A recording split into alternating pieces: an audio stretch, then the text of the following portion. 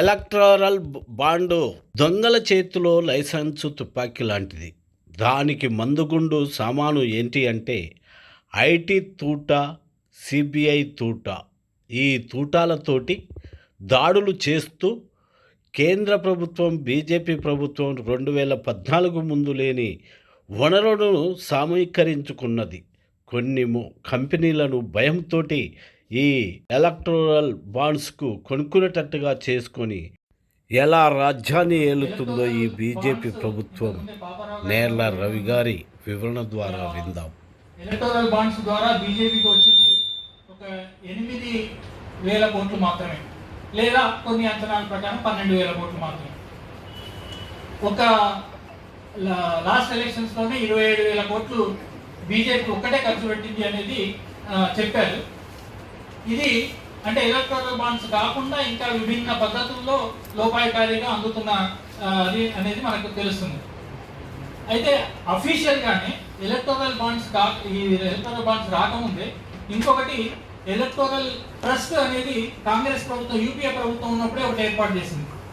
ఈ ఎలక్టోరల్ ట్రస్ట్లో అంటే వివిధ కంపెనీలు, కార్పొరేషన్లు ఆ ఎలక్టోరల్ ట్రస్ట్కు ఇస్తే ఆ ట్రస్ట్ వేరియస్ పార్టీలకి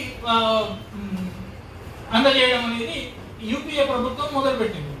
దాంట్లో ఒక 10 దాకా ఎలక్టోరల్ ట్రస్ట్లు ఇట్లాంటివి ఉన్నాయి. 19 ట్రస్ట్లు ఉన్నాయి. అందులో ఒకటి ప్రధానంగా ప్రూడెంట్ ఎలక్టోరల్ ట్రస్ట్ అనే దానికి చాలా ఎక్కువ 2,000 కోట్ల దాకా ఫండ్స్ అందినాయి. అందులో ఆ ప్రూడెంట్ ఎలక్టోరల్ ట్రస్ట్ ప్రధానంగా నిర్వహించింది భారతీయ ఎయిర్టెల్.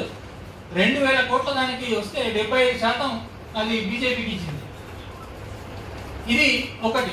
అది కాకుండా ఇంకా ఎంత నిర్లజ్జగా అంటే దాని పిఎం కేర్స్ ఫండ్ అని ఒకటి కరోనా టైంలో మోదీ మొదలుపెట్టాడు. ఆ పిఎం కేర్స్ ఫండ్ని దానికి బయట పెట్టాలని ఆర్టీఐ ద్వారా దానికి ఎన్ని ఫండ్స్ వచ్చాయి, దేనికి ఖర్చు చేసిండ్రు అనేది బయట పెట్టాలని ఆర్టీఐ ద్వారా ప్రయత్నం చేస్తే ఆర్టీఐ యాక్టివిస్టులు, అగర్వాల్, ఇంకా వేరే వాళ్ళు అసలు పిఎంకేఎస్ ఫండ్ అది ప్రైవేట్ది కాబట్టి దాన్ని బయట పెట్టాల్సిన అవసరం లేదు అని కోర్టులో జవాబు చెప్పింది. అంటే అసలు పిఎం కేర్ అంటే ప్రధానమంత్రి నిధి అనేది ప్రైవేట్ ఫండ్ ఎట్లా అవుతుంది? దాంట్లో ఎన్ని వందల కోట్ల, 1000 కోట్ల, ఎన్ని కోట్లు ఉన్నాయి అనేది ఇదేది అసలు బయట పెట్టడానికి లేకుండా కోర్టులో ఇది ఒక జవాబు చెప్పింది. అంటే ఇటువంటి ఇంకా ఎన్ని ఉన్నాయి అనేది మనకు ఇంకా తెలుసుకోవాల్సిన ఎన్నో ఉన్నాయి. అయితే ఈ ఎలక్టోరల్ బాండ్స్కి సంబంధించింది కూడా ఇంతకుముందు వేణుగోపాల్ గారు కూడా మాట్లాడుతూ మిగిలిన వాటికి దీనికి ఉన్నది ఏంటంటే ఎన్ని రకాలుగా ఈవెన్ సుప్రీంకోర్టులో ఎస్బీఐ మేము బయట పెట్టము, మాకు టైం కావాలి అని అన్న టైంలోనే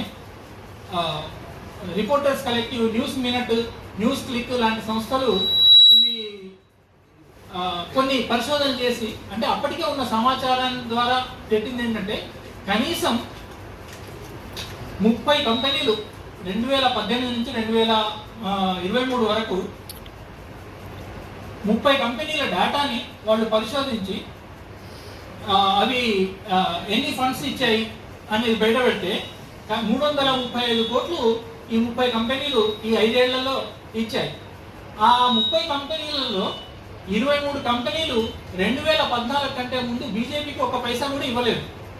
మరి 2014 నుంచి ఆ తర్వాత 2018 నుంచి 23 వరకు 335 కోట్లు ఎందుకు ఇచ్చాయి అంటే అన్ని ఈడీ దాడులతో భయపెట్టి ఈడీ అనేది దాడి చేస్తాం, ఈడీతో యాక్చువల్గా దాడి చేసి అంటే అవన్నీ వివరాలు మనం చూస్తే అంటే ఎప్పుడు ఆ కంపెనీల మీద దాడులు జరిగినాయి, ఆ తర్వాత ఎప్పుడు అవి ఫండ్స్ ఇచ్చినాయి అని చూస్తే దాడులు జరిగిన 1-2 నెలల్లో కొన్ని 10 కోట్లు ఇస్తే కొన్ని 20 కోట్లు, కొన్ని 30 కోట్లు, 1 కోటి ఇట్లాంటివన్నీ ఇచ్చినవి ఉన్నాయి.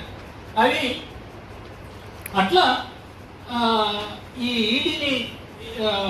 ఈడీని సిబిఐని ఇన్కమ్ ట్యాక్స్ని వీటిని ఉపయోగించుకొని చేసినవి ఇవి కూడా చాలా ముఖ్యమైనవి.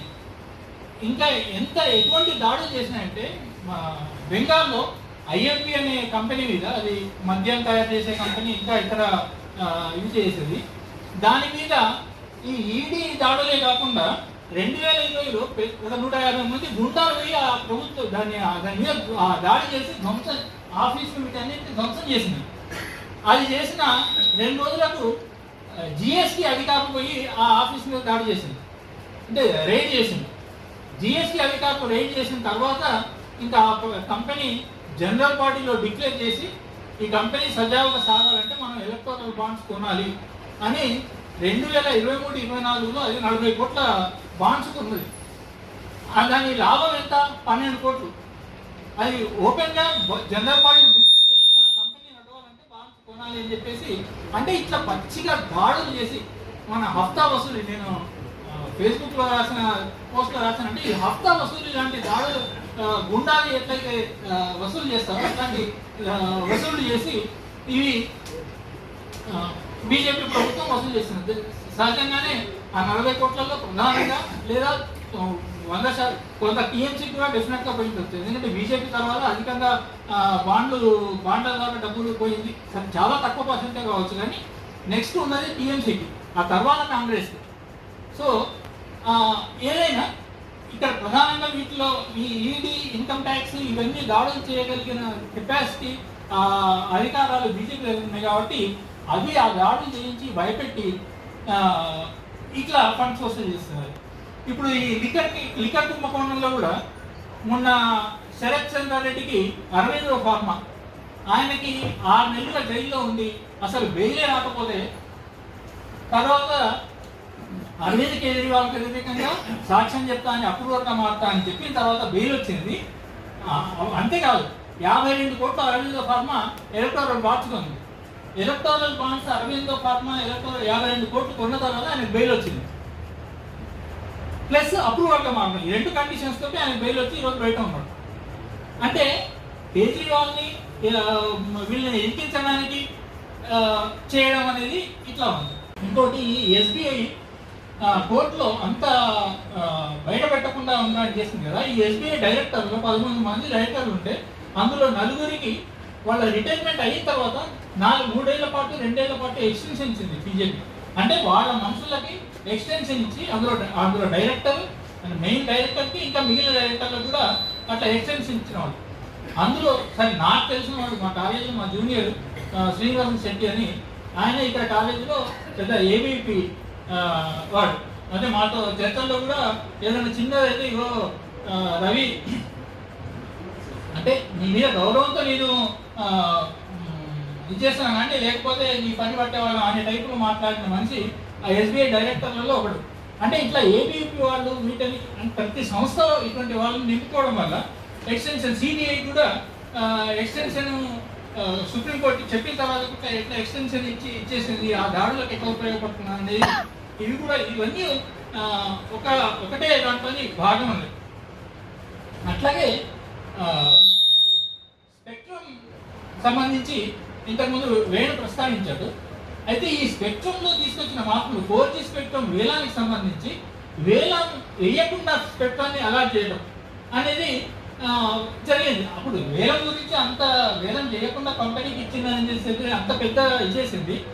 స్పెక్ట్రమ్ వేలం చేయకుండా 157 మంది ఎంపీలను బయటికి పంపిన టైంలో స్పెక్ట్రమ్ వేలం అవసరం లేదు అని చెప్పేసి చట్టం పాస్ చేసిందో అది భారతీయ ఎయిర్టెల్కు లభించింది. దానికి 150 కోట్లు భారతీయ ఎయిర్టెల్ నుంచి ఎలక్ట్రల్ బాండ్స్ రూపంలో మోదీ ప్రభుత్వానికి ఇచ్చింది ఎయిర్టెల్.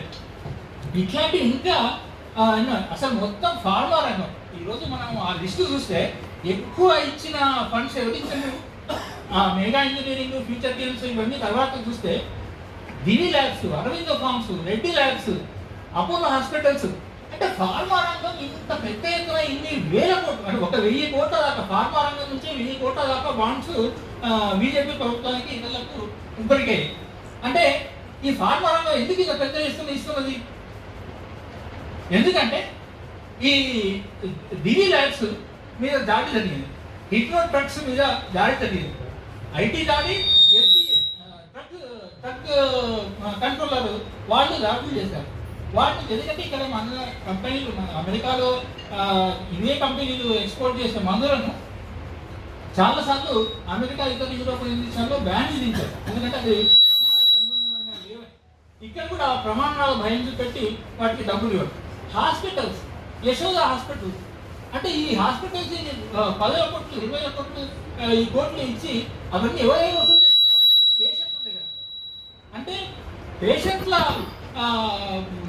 రక్తంతో, పేషెంట్ల దీంతో ఇంత పెద్ద ఎత్తున బాండ్స్ కొన్ని వాళ్ళకు అంటే తమకు లాభం కోసం ఇస్తున్నారు. ఇప్పుడు అట్లాగే సీరం ఇన్స్టిట్యూట్ ఆఫ్ ఇండియా, మనకు తెలుసు కోవిడ్ అప్పుడు వ్యాక్సిన్ తయారు చేసిన కంపెనీ, దానికి ఎంత తొందరగా పర్మిషన్లు ఇవన్నీ నిజానికి వ్యాక్సిన్కి ఇవ్వాల్సిన పర్మిషన్ల ప్రమాణాలను అన్నింటినీ వదిలిపెట్టి ఇచ్చింది. ఆ సీరం ఇన్స్టిట్యూట్ 50 కోట్లు ఇచ్చింది ఎలక్ట్రానిక్ బాండ్స్. అట్లే దివి ల్యాబ్స్, ఇంకా ఈ రెమిడిసివిరా లేకపోతే ఇంకో ఫ్లావిడిస్పిర్ అనుకుంటాను, ఆ మందుకు అసలు ఏమీ అవసరం లేకున్నా కూడా, అంటే తర్వాత కాలంలో ఇది అవసరం లేదు, దీన్ని చాలా ఎక్కువ అనవసరంగా ఇచ్చేసారని దీన్ని దానికి పర్మిషన్లు ఇవ్వడానికి అది 50 కోట్ల దాకా ఎలక్ట్రికల్ బాండ్స్ అట్లా కొన్నాయి. ఇటువంటి అంటే ఫార్మా కంపెనీలు ఇంత పెద్ద ఎత్తున దీని గురించి కూడా మనం బాగా ఎక్స్పోజ్ చేయాల్సిన అవసరం ఉంది. ఇంకో ఇదే కాకుండా సరే దీంతో డైరెక్ట్గా బాండ్స్కి సంబంధించిందే కాదు, కానీ ఈ బాండ్స్, ఈ కరప్షన్ వీటికి సంబంధించి 25 మంది నిన్ననే ఇండియన్ ఎక్స్ప్రెస్లో వచ్చింది, 25 మంది అపోజిషన్ ప్రధానమైన అపోజిషన్ లీడర్లు. వీళ్ళంతా ఎవరి మీదైతే బీజేపీ వీడు పెద్ద కరప్ట్ ప్రఫుల్ పటేల్ 70,000 కోట్ల కుంభకోణం విమానాల కొనుగోలు కుంభకోణం చేసిండు అని ప్రఫుల్ పటేల్ మీద బీజేపీ విపరీతమైన ప్రచారం చేస్తే ఆ ప్రఫుల్ పటేల్ ఈరోజు బీజేపీలో జాయిన్ అయ్యి అందులో ఒక ప్రధాన నాయకుడు మహారాష్ట్రలో. అట్లాగే అజిత్ పవార్ మీద, అశోక్ చవాన్ మీద కార్గిల్ అమరుల అపార్ట్మెంట్స్ లో కుంభకోణం చేసిందని అప్పుడు పెద్ద ఎత్తున మోదీతో సహా అందరూ బీజేపీ వాళ్ళు అశోక్ చవాన్ మీద చేసింది వాడు ఈరోజు బీజేపీలో చేర్చుకున్నారు.